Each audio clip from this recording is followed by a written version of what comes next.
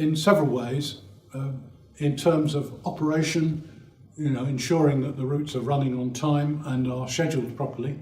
So actually understanding whether the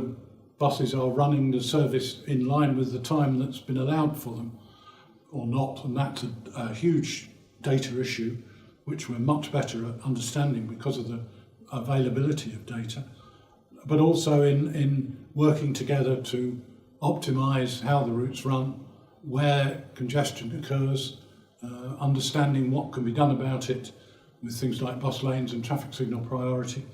So cooperation and getting right into the nitty-gritty of what makes the services, what makes some services successful and not others,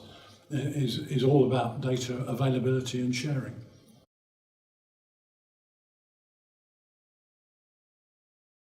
They need to know where people are travelling, where they want to travel,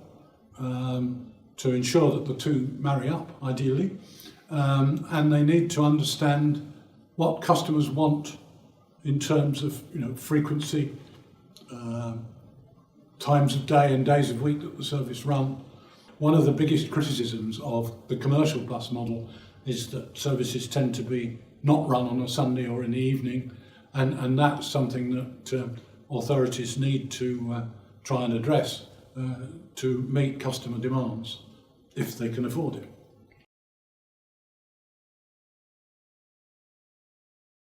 Oh, crucial, both in terms of on-time performance and reliability, but also in terms of understanding the travel patterns that are being used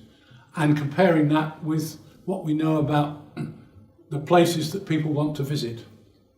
A very good example is a general hospital, which might be on the outskirts rather than in the town centre, or shopping destinations which can be out of town as well as in the middle of the town. So understanding footfall and demand and all the rest of it, and being able to bring those all together into a coherent network plan.